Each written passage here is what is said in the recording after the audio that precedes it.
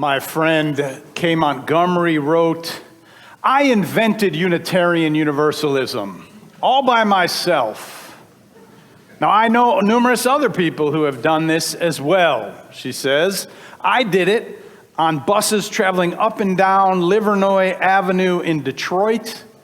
I was 17 or so, a working class Irish girl, living with my parents and attending a Jesuit college about 10 miles away.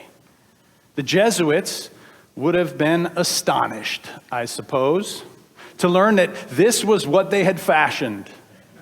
A teenager trying to figure out what religion was and could be, and whether it was even possible to be both religious and honest, much less an actual member of an actual church. I thought not," she says. "Each day that bus went within half a mile or so of a Unitarian church.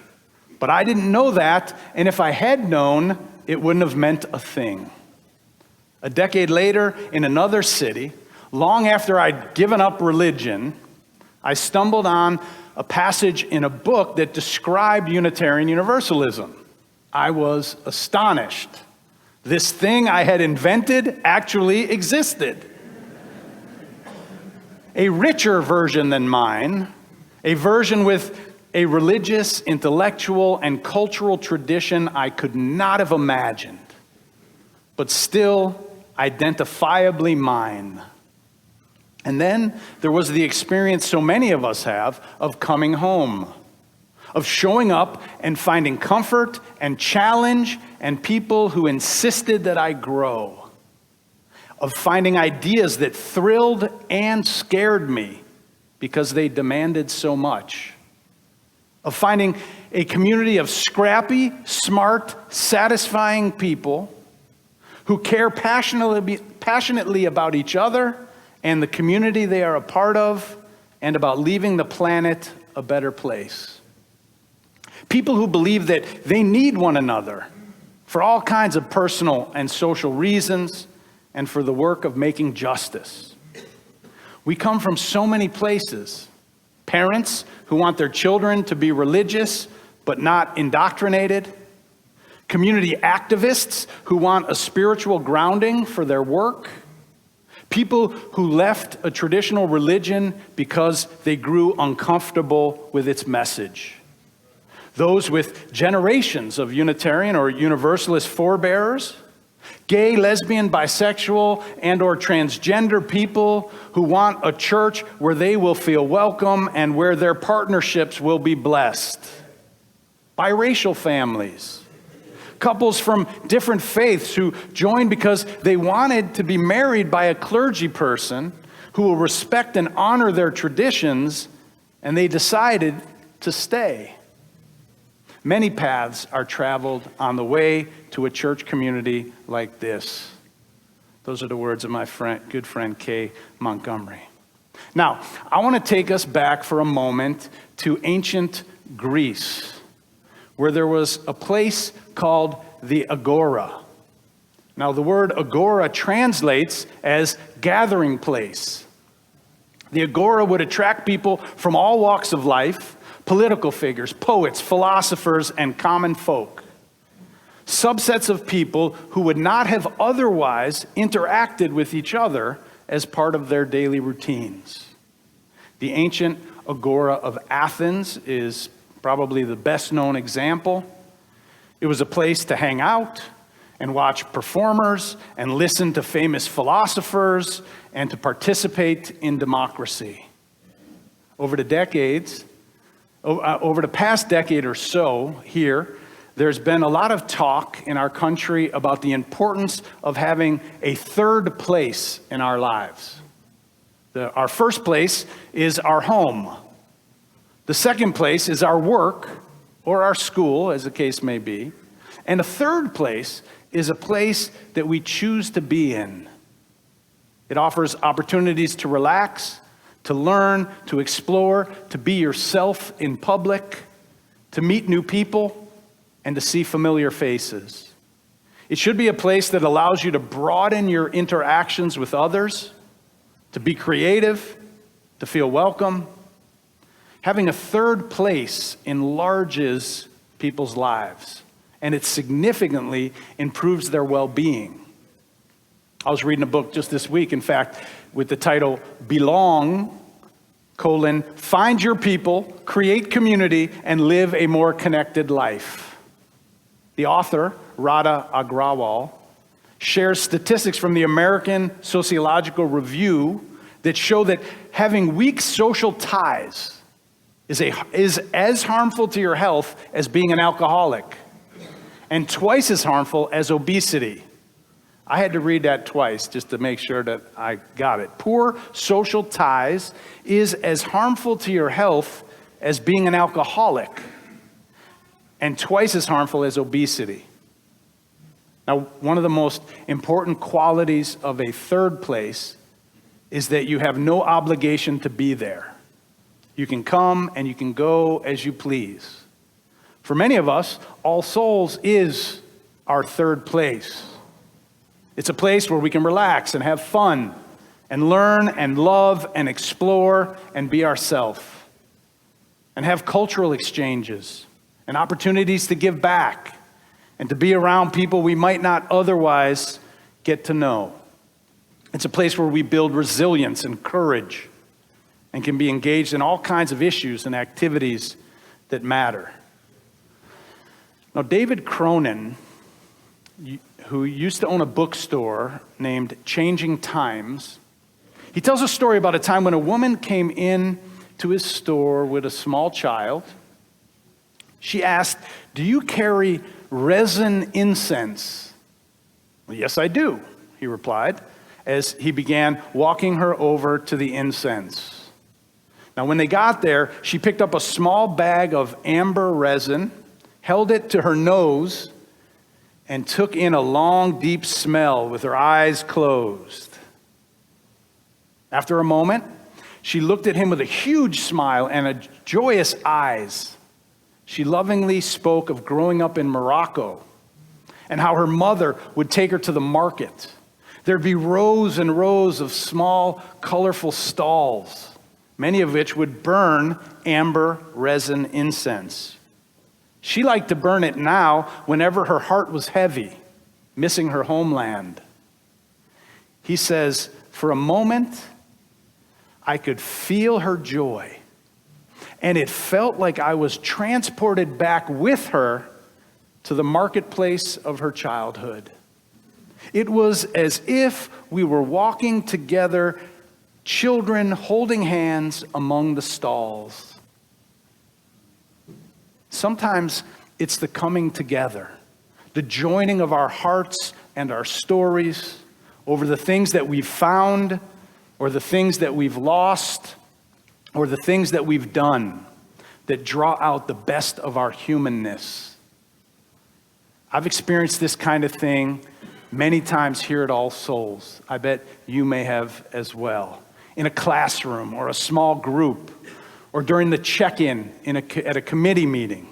When somebody says something and I feel transported back to my childhood or to some other time in my life. I love it when people share their stories that are so different from mine, something I've never experienced, and they tell me and they let me walk in and walk with them into an experience that to me seem so exotic and amazing. I hear it all the time in the foyer of All Souls, or when we're introducing ourselves at the beginning of a Wednesday night class. "You were raised Mormon? I was too," someone says. "You were made to go to church 5 times a week? So was I." You went back and forth between your Jewish relatives and your Christian relatives, and you never quite felt like you fit in with either? Me too. You were kicked out of Sunday school? I was too. Now, I don't care how old I get, when I have that feeling of being transported back like I'm a child holding hands with another child, it's magical. These shared moments take me back while also connecting me to the present and I feel so alive, and my life makes sense in a new way. That's why I think having a third place in our life brings out the best in our humanness and makes life so much richer. In some cultures, the barber shop or the beauty salon is a third place. When I was in middle school, we had a youth center where we would go after school. For some, it's the library or the bowling alley or a coffee shop. But many of the places are commercial establishments where there's a corporate profit incentive to buy something in order to be there. Whether it's a bookstore, a coffee shop, or a diner, or a local bar. For too many teenagers, it's the mall, a rather impersonal place with fluorescent lights, wandering into shops with things they can't afford. But it's because we're all hungry for connection. Social media feels like a third place. But of course, there's the trolls and the negative comments and the false information. In fact, the first cartoon, some of you know I also like to draw cartoons. The first cartoon that I had published in the Tulsa World some years ago was of a woman's funeral. And the pastor is speaking to a mostly empty church. And he says, Mary had 3,000 Facebook friends. That said, one of the silver linings of the pandemic is that it's given us many more ways to connect online. All Souls has around 200 everywhere members all across North America and in other parts of the world, including Italy, Uganda, Holland, China, and other places. If you're on Facebook today, you were probably greeted by Giacomo Tesaro, our Facebook greeter, every Sunday who lives in Rome. If you're on Zoom, you may be chatting this morning with Leon in Uganda, or Jeannie from Minnesota, or Rebecca from Chicago. We have people far and wide who serve on this church's board of trustees, who help with plan our gala fundraiser, who help light the chalice from time to time. We learn together in classes. We help each other expand our minds. We celebrate and mourn major life events. We laugh together. We cry together. We worship and make meaning together. Heck, we made it through the pandemic together. And we're going to get through this election together, too.